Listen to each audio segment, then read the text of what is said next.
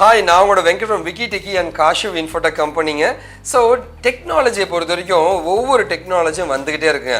ஆனா சில டெக்னாலஜி பார்த்தீங்கன்னா வந்து எவர்கிரீன்னு சொல்லுவாங்க. படிச்சா வாழ்க்கை ஃபுல்லா செட்டில் ஆன மாதிரிங்க. அந்த மாதிரி டெக்னாலஜி எதனா இருக்கான்னு கேட்டீங்கன்னா அதுல ரெண்டு மேஜரான டெக்னாலஜி தான். ஒன்னு dotnetனு சொல்ற C# ப்ரோக்ராமிங் லாங்குவேஜ்ங்க, இன்னொன்னு ஜாவாங்க. இது ரெண்டுமே 20 வருஷத்துக்கு முன்னாடி பயங்கர ஃபேமஸுங்க. அட இன்னைக்கும் இதாங்க ஃபேமஸாக இருக்குங்க. ஸோ மார்க்கெட்டில் டாமினேட் பண்ணுற டெக்னாலஜிஸாக இது ரெண்டுமேங்க. ஸோ எப்படி சார் டெக்னாலஜியாக வளர்ந்துட்டே இருக்கே சார்னா, ஆல்ரெடி வந்து கோடிக்கணக்கான ப்ராஜெக்டை பண்ணியிருக்காங்க. அந்த ப்ராஜெக்டை வந்து லைக் ரன் பண்ணணும் இல்லையா, மெயின்டெனன்ஸ்ன்ற பேரில், அதுக்கு நமக்கு டெக்னாலஜி தேவைப்படுங்க. அதுக்கு தான் வந்து நம்முடைய டாட்நெட் ஜாவாலாம் ஆள் எடுத்துக்கிட்டே இருப்பாங்க. தயவு செஞ்சு உங்கள் ப்ரொஃபைல் இதை பில்ட் பண்ண செம வேல்யூ இருக்குங்க. சரி, ஓகே சார், இதுக்கு ரெண்டுத்துக்கும் என்ன சார் டிஃப்ரென்ஸ் நீங்கள் கேட்பீங்க. அதை பற்றி நம்ம பார்க்க போகிறோங்க. அதுக்கு முன்னாடி பார்த்தீங்கன்னா நாம் தெரிஞ்சுக்க வேண்டியதுன்னா, ஒரு சாஃப்ட்வேர் அப்படின்னு பார்த்தீங்கன்னா வந்து ஒரு பேசிக்காக ஒரு ரியல் டைமாக யூஸ் பண்ணுற ஒரு விஷயம் தான் சாஃப்ட்வேர்னு சொல்லுவாங்க. ஒரு கலெக்ஷன் ஆஃப் கம்ப்யூட்டர் ப்ரோக்ராம்ஸ்ன்னு சொல்லுவாங்க. ஒரு மனிதனுக்கு தேவையான ஒரு விஷயத்தை வந்து தரக்கூடிய தன்மை இருக்கிற ஒரு விஷயம் தான் வந்து சாஃப்ட்வேர். அதாவது நான் ஒரு ஹாஸ்பிட்டலுக்கு போகிறேங்க, அங்கே ஒரு பில்லு போகிற ஒரு ப்ராஜெக்ட் வேணும், அதுதான் சாஃப்ட்வேருங்க. காலேஜுக்கு போகிறேன், அட்மிஷன் போடுறோம், அதுக்கு ஒரு சாஃப்ட்வேர் தேவைப்படுங்க. சார் அதுக்கு ஃபீஸ் பே பண்ணுறேன் சார், அதுக்கு ஒரு சாஃப்ட்வேர் தேவைப்படும். இந்த சாஃப்ட்வேரை தயாரிக்கிறதுக்கு நிறைய டெக்னாலஜிஸை உருவாக்குனாங்க. அந்த டெக்னாலஜியில் மேஜரான டெக்னாலஜி தான் வந்து dotnet அப்படின்ற மைக்ரோசாஃப்டோட டெக்னாலஜி. அதில் லாங்குவேஜ் தான் C#ங்க. இங்கே ஜாவான்ற சன் கார்பரேஷன், இப்போ ஆரக்கிள் கார்பரேஷனோட ஒரு டெக்னாலஜிங்க. ஸோ நான் இப்போ காமிச்சிட்டு இருக்கிறது வந்து இந்த dotnet யூஸ் பண்ணுற கம்பெனிஸுடைய லிஸ்ட்டு காமிச்சிருக்கேன். அதே மாதிரி ஜாவா யூஸ் பண்ணுற கம்பெனிஸை காமிச்சிருக்கேங்க. ஓகேவா, ரெண்டுமே நெக் டு நெக்குன்னு சொல்லுவாங்க. செம்ம ஃபேமஸுங்க, மார்க்கெட்டில் டாமினேட்டிங்னு சொல்லலாங்க. சரிங்க சார், அதெல்லாம் ஓகே சார், என்ன டிஃப்ரென்ஸ்ன்னு கேட்டிங்கன்னா, அதுக்கு முன்னாடி ரெண்டுமே ஒரே மாதிரி தாங்க ப்ரோக்ராம் இருக்கும். ரெண்டுமே ஒரு கிளாஸ் அப்படின்ற ஒரு கிளாஸ்க்குள்ளே தான் வந்து ப்ரோக்ராமை எழுதுவாங்க. ஸ்டாட்டிக் வாய்ட் மெயின் அப்படின்ற ஃபங்க்ஷனுக்குள்ளே தான் வந்து கோடிங் எழுதுவாங்க. பாருங்களேன், into A = 10, B = 2, C = A × B அப்படின்னும் போது 20ன்னு வருது. 10 × 2 20ன்னு வருதுங்க. அதை பிரிண்ட் பண்ணுறாங்க. இப்போ நான் காமிச்சிருக்கிறது வந்து ஜாவாவுடைய கோடுங்க. ஸோ இதில் எல்லா லைனும் சேம் தான். அந்த ஒரு லைன் system.out.printன்னு இருக்கு இல்லையா, அதுக்கு பதிலாக ஒரு லைனை மட்டும் மாத்தினா அது டாட்நெட்டாக மாறிடும். அடப்பாவீங்களா, ரெண்டும் ஒரே மாதிரி தாங்க இருக்கும். சரிங்களா, இந்த கோடு எல்லாமே வந்து கிளாஸுக்குள்ளே எழுதுறது தொட்டு வந்து இது பியூர்லி ஆப்ஜெக்ட் ஓரியன்டட் ப்ரோக்ராம்னு சொல்லுவாங்க. இது ஒன்று தான் நம்ம தெரிஞ்சுக்க வேண்டியது இருக்கு. மற்றபடி ப்ரோக்ராமிங் ரொம்ப ஈஸியாக இருக்கும். இந்த மாதிரி தான் இந்த கோடு வேலை செய்யும். சரி, நாம் இந்த ரெண்டு லாங்குவேஜுக்கு இருக்க டிஃப்ரென்ஸை பார்க்கலாம். டாட்நெட்டோடைய C#க்கும் ஜாவாவுடைய ப்ரோக்ராமுக்கும் என்ன டிஃப்ரென்ஸ் சார் அப்படின்னு கேட்டிங்கன்னா, ஜாவாவை வந்து ஜனவரி 1996 கண்டுபிடிச்சாங்க. யார்? சன் கார்பரேஷன் அப்படின்ற ஒரு கம்பெனி. டாட்நெட் பார்த்தீங்கன்னா வந்து 2001 தான் லான்ச் பண்ணாங்க. அதுக்கு முன்னாடி நிறைய வெர்ஷன் வந்தாலும் அஃபிஷியலாக லான்ச் பண்ணது வந்து 2001 தான். ஜாவா வந்து 5 வருஷம் கழிச்சு தான் வந்து டாட்நெட் வந்துச்சுங்க, அதாவது C# வந்துச்சுங்க. ஓகேவா, அடுத்து பார்த்தீங்கன்னா வந்து ரெண்டாவது நம்ம தெரிஞ்சுக்க வேண்டியது, ஜேம்ஸ் காஸ்லிங் அப்படின்ற ஒரு பர்சன் தான் வந்து ஜாவாவை கண்டுபிடிச்சாருங்க. ஓகேவா, இங்கே பார்த்தீங்கன்னா வந்து ஆண்டர்ஸ் ஹெசல்பர்க் அப்படின்ற ஒரு மைக்ரோசாஃப்டை சேர்ந்தவருங்க. இவங்க ஆரக்கிள் கார்பரேஷன் இல்லை வந்து சன் கார்பரேஷன், இவங்க வந்து லைக் உங்களுடைய மைக்ரோசாஃப்ட் கார்பரேஷன் கண்டுபிடிச்சாங்க. சரி, ஓகே.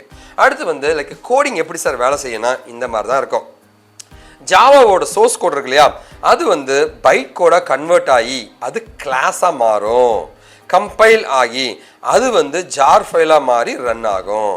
அதுவே வந்து இங்கே C# பொறுத்த வரைக்கும் ஸோ லைக் காமன் இன்டர்மீடியட் லாங்குவேஜ்னு சொல்லுவாங்க. இங்கே பைட் கோடை கம்பைல் ஆகி இன்டர்மீடியட் லாங்குவேஜ்னுவாங்க.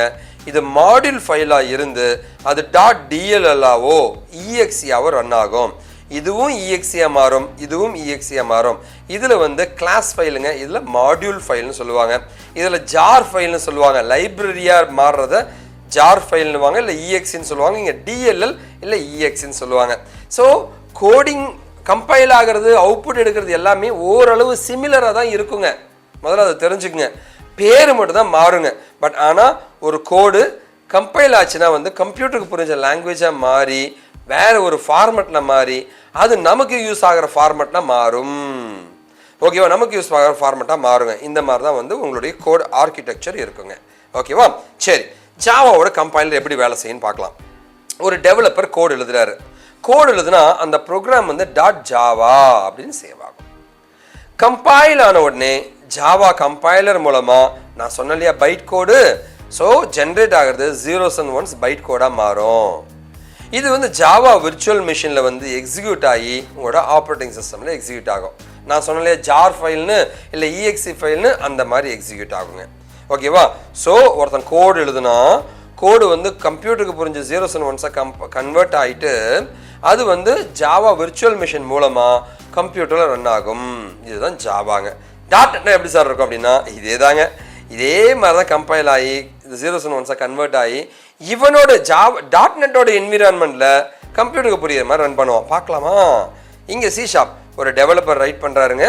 இங்கே .javaக்கு பதிலாக .C#ங்க சிஎஸ்ங்க கம்பைல் ஆகுதுங்க. ஜீரோஸ் அண்ட் ஒன்ஸாக கன்வெர்ட் ஆகுதுங்க. இங்கே CLR இங்கே அங்கே ஜாவா விர்ச்சுவல் மிஷினாக இருந்தது, இங்கே CLR இருக்குங்க. உங்களோட ஆப்ரேட்டிங் சிஸ்டம் ரொம்ப சிம்பிளுங்க. அதே கான்செப்ட் தான் இங்கேயும் வருதுங்க. ரொம்ப பெரிய டிஃப்ரென்ஸாக இல்லை. அவன் வந்து ஜாவா விர்ச்சுவல் மிஷின்னு சொல்கிறான், இவன் காமன் லாங்குவேஜ் ரன் டைம்னு சொல்கிறான். அதுதான் வித்தியாசங்க. சரி, ஓகே. ஜாவா கோட் எப்படி சார் வேலை செய்யுதுன்னா எல்லாமே வந்து ஒரு கிளாஸ்க்குள்ளே தான் நாம் ப்ரோக்ராமை எழுதணும். ஸோ ஒரு வாய்ட் மெயின் ஃபங்க்ஷன் தான் இருக்கும். இன்ட்டு ஏன்னு ஒன்று மெமரியில் 10ன்னு விழுந்துருச்சுங்க. B = 2ன்னு ஒன்று மெமரியில் B = 2ன்னு விழுந்துருச்சுங்க. இன்ட்டு C = A × Bன்னு ஒன்று 20ன்னு விழுந்துருச்சுங்க. இப்போ அதை நம்ம பிரிண்ட் பண்ண ட்ரை பண்ணுறோம். அந்த ரிசல்ட் இஸ் C என்னது 20. பக்காவாக ஒர்க் ஆகிடுச்சுங்க. ஸோ இந்த மாதிரி ப்ரோக்ராம் வந்து எண்ட் ஆகுதுங்க. இந்த மாதிரி தான் ஜாவாவுடைய கோடு வேலை செய்யும். சார் ஓகே சார், அப்படின்னா டாட்நெட் கோட் எப்படி சார் வேலை செய்யும்? C# கோட் அப்படின்னு பார்க்கலாமா? C# கோடை பொறுத்த வரைக்கும் பார்த்தீங்கன்னா அடக்கடவுளே அதே ப்ரோக்ராமா? அதே ப்ரோக்ராம் தாங்க இருக்குது. ஒரு கிளாஸுங்க, பப்ளிக் மெயின் ஃபங்க்ஷன்ஸுங்க. இன்ட் A = 10ங்க மெமரியில் A = 10ன்னு வந்துருச்சுங்க. B = 2ங்க B = 2 வந்துருச்சுங்க. C = 10 × 2ன்னும் போது மெமரியில் 20ன்னு கால்குலேட் ஆகிடுச்சுங்க. அங்கே system.out.println அப்படின்னு நம்ம சொன்னோம். இங்கே console.writeline சொல்கிறோம். அட கடவுளே, ஒரே ஒரு லைன் மட்டும் தாங்க வித்தியாசம். ரெண்டும் ஒன்றே தாங்க. அதுதாங்க இருக்கிற டிஃப்ரென்ஸுங்க. சரி, ஓகே. ரெண்டுத்தையும் கம்பேர் பண்ணி பார்க்கலாமா? அதே கோடு தாங்க. கிளாஸ், ப்ரோக்ராம், மெயின் ஃபங்க்ஷன், கோடிங்லாம் ஒன்றே தான். இந்த ஒரு இடம் மட்டும் தான் மாறுது. அடா பாவிகளா, இவ்வளோதான் வித்தியாசமா அப்படின்னு கேட்டிங்கன்னா இவ்வளோ தாங்க வித்தியாசம். எந்த டிஃப்ரென்ஸுமே இருக்காதுங்க. ஓகேவா? ஸோ டாட்நெட்டோ ஜாவாவோ ஈஸியாக நீங்கள் கற்றுக்க முடியும். இது தெரிஞ்சவன் அந்த கோட் அடிக்கிறதும் அது தெரிஞ்சவன் எந்த கோட் அடிக்கிறதும் ரொம்ப ஈஸிங்க. முதல்ல அதை தெரிஞ்சுக்குங்க. ஓகேவா? நம்ம தான் சும்மா வந்து வெவ்வேறுன்னு சொல்லிட்டு இருப்பாங்க. அதெல்லாம் ஒன்றும் இல்லைங்க. ரொம்ப பேசிக்ஸ் எல்லாமே சேமாக தான் இருக்குங்க. ரொம்ப டிஃப்ரென்ஸாக இருக்காதுங்க. பாருங்கள், ரெண்டுத்துக்கும் ஒரே மாதிரி அவுட்புட் தான் வருது. அட கடவுளே, ரெண்டுத்துக்கும் ஒரே அவுட்புட் தாங்க வருது. லைன் மட்டும் தாங்க மாறுதுங்க, சின்டாக்ஸ் மாறுதுங்க. ரெண்டும் ஒரே மாதிரி தாங்க எக்ஸிக்யூட் ஆகும். இதுதாங்க டிஃப்ரென்ஸுங்க. சரி, ஓகே. வேற என்ன சார் டிஃப்ரென்ஸ் இருக்குன்னா கிராஸ் பிளாட்ஃபார்ம் கம்பேட்டபிலிட்டி. ஜாவாவை பொறுத்த வரைக்கும் ரன் இன் எனி ஆப்ரேட்டிங் சிஸ்டம்ங்க. எல்லா ஓஎஸ்லையும் வேலை செய்யும். அதுவே வந்து டாட்நெட் ஃப்ரேம் ஒர்க் இருக்கிற C# பார்த்தீங்கன்னா வந்து விண்டோஸில் மட்டும்தான் வேலை செய்யும். ஆனால் இப்போ டாட்நெட் கோர்னு ஒன்று வந்திருக்குங்க. அது வந்து எல்லா ஓஎஸ்லையும் கம்பேட்டபிள் ஆகிற மாதிரி டாட்நெட்டும் வந்துட்டு இருக்கு. இப்போ பயங்கர ஃபேமஸ் ஆகிட்டு இருக்கு. ஸோ ஜாவா, C# ரெண்டுமே எனி பிளாட்ஃபார்ம் ரன் ஆகுங்க. அதான் இதில் இருக்கிற ஒரு பெரிய அட்வான்டேஜுங்க இப்போ. ஓகே. ஆனால் டாட்நெட் ஃப்ரேம் ஒர்க்கு விண்டோஸில் தான் வேலை செய்யும். டாட்நெட் கோர் எனி ஓஎஸில் வேலை செய்யுங்க.